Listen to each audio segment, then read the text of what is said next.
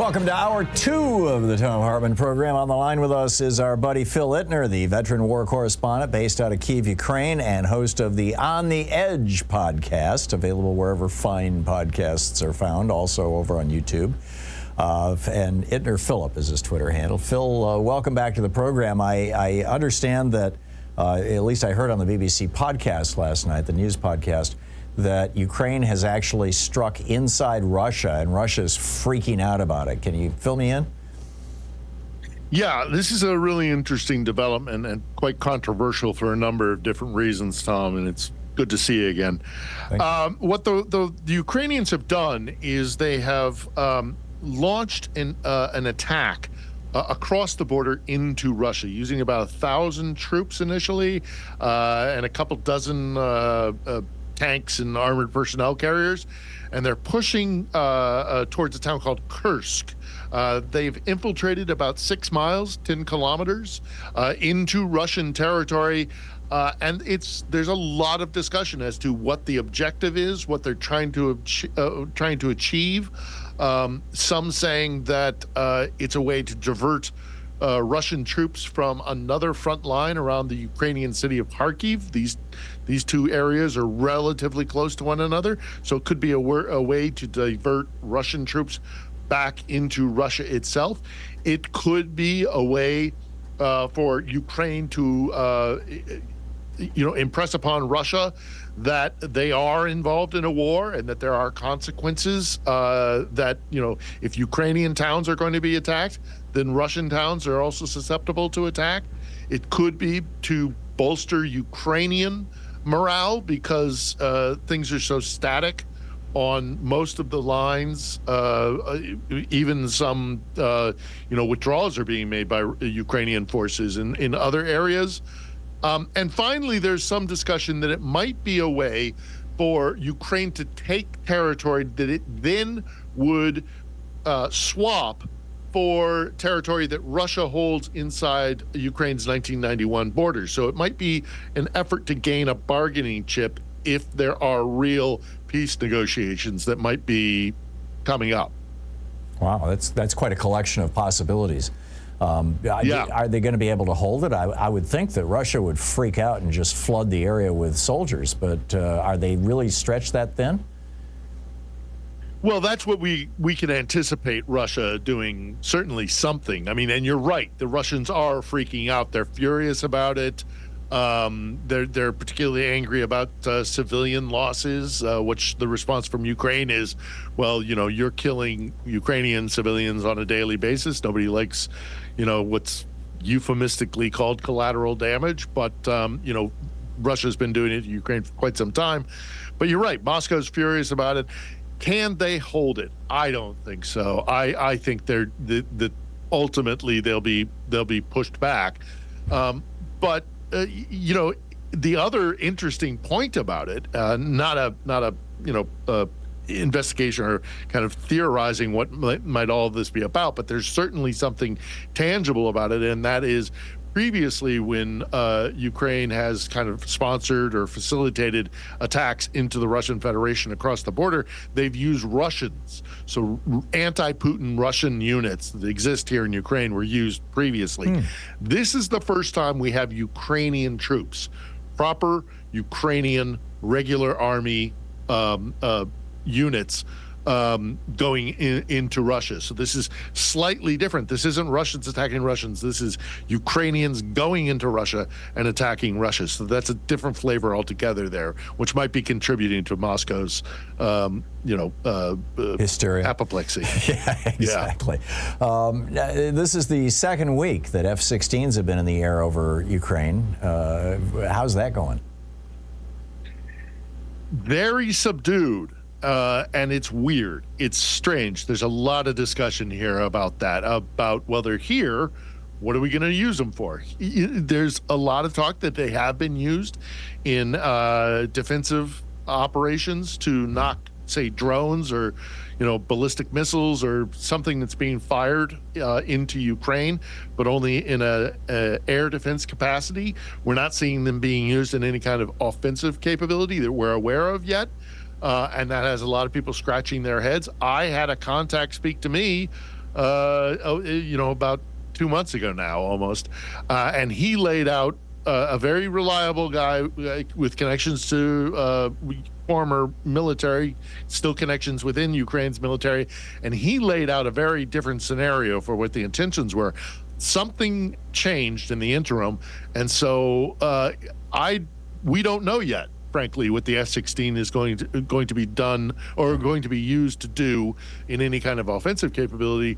And obviously, with much of the attacks that happen with incoming munitions coming from Russia that happens in the middle of the night, you can't observe what it is that's knocking these things down. So it could be a Patriot, or indeed it might be an F-16. Yeah. We don't know yet, but they're not being used offensively, and that's very interesting. There's a lot of discussion about that. We live near the Columbia River, and it runs east-west. It's the border between Washington State north of us and Oregon south of the river. And so the airport's right on the river, and so the river is the glide path, for planes coming in and taking off.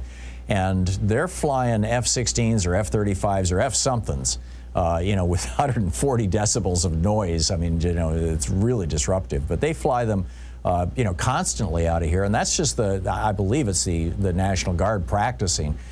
Could it be that the first couple of weeks that the F-16s are in Ukraine, it's just going to be the pilots and the controllers getting their feet wet, getting their sea legs, as it were, figuring out the territory, figuring out the terrain, getting used to using the planes and all that kind of thing? Well, first and foremost, I live near in Michigan. My cottage on the lake is near to an Air Force base as well, so I feel your pain. Yeah. But as far as that scenario, it's entirely possible. I mean, these are very sophisticated systems, and it might just be that they are, as you say, kind of getting their sea legs and coordinating between air defense command and control, and also in terms of how quickly the response time is, getting them up in the air as quickly as possible. But again, this is a defensive capacity. What many Ukrainians are hoping for is that while they're doing this kind of like defensive air defense, coordination and command and control and quick, rapid response, that there is at some point a plan for the Ukrainian military to use these in an offensive capability. Really, many people here in Ukraine are eagerly looking forward to what F-16s can do to facilitate the ground forces, but also to try and gain some form of air, if not total supremacy, but at least make the Ukrainian airspace a much more contested space. Yeah. And so that's what folks are hoping for. And as you say, it's 2 weeks they've categorically been here. I've stopped predicting things, but one could anticipate seeing something on the front line, but not yet. Yeah, fascinating. And Phil, I didn't ask you if there was anything on your mind, any stories or reports that you wanted to share with our viewers and listeners. Well, there's a couple quick things. Firstly, there's something we should be paying attention to, and that is reports from inside the Russian Federation that their railway system, which is a very centralized railway system, is showing signs of wear and tear because of the sanctions. Rail is extremely important in Russia because of its vast size, and also because it is very centralized. You have to kind of like, for example, if you want to go from one city to another, you don't necessarily go directly. You have to go to Moscow and then back out. And that's done on purpose for command and control, but also because that way they can, the provincial cities can't kind of like get together and threaten the capital. It's a whole thing. But it's interesting to hear, and we'll have to keep an eye on this story from inside the Federation about their railway system potentially collapsing. And then finally and quickly, this week marks the anniversary of the launching of the 2008 Russian invasion of Georgia, a war that I covered. and it is worth discussing. And indeed, that will be the topic of this week's episode of On the Edge, which comes out Sunday at 10 in the morning Pacific time, I believe it is. It's 8 o'clock in the evening Kiev time. We talk about Georgia, we talk about Ukraine, and we talk about the struggle or the fight that the USA has to engage with when it comes to Moscow's aggression. Well, obviously, a Georgian having really clear ideas about that. Yeah, Phil, I've got about a minute and a half here. You want to give us a quick primer on the Georgia Sure. situation? Well, here's the Georgia situation. So 2008, Russia plays the exact same battle plan that they did here in Ukraine years later. They stoke a separatist movement internally within Georgia, and then they use that as an excuse to invade, which they did in 2008, and they seized a whole bunch of territory. And just like they did in the Donbass out here in Ukraine, they kind of have incrementally been pushing out, expanding that territory.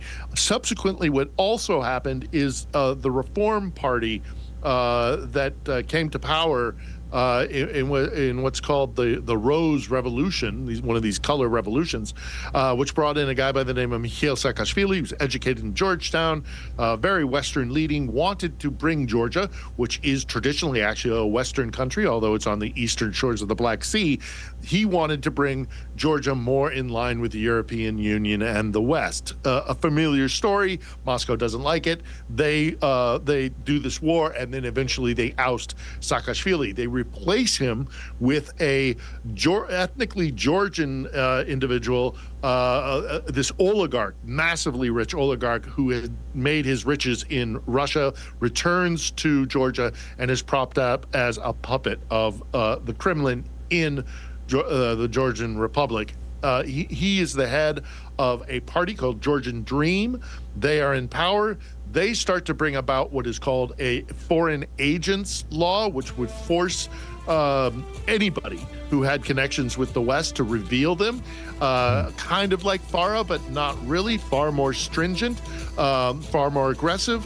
And also, it's not so much about the law itself, but how it will be implemented.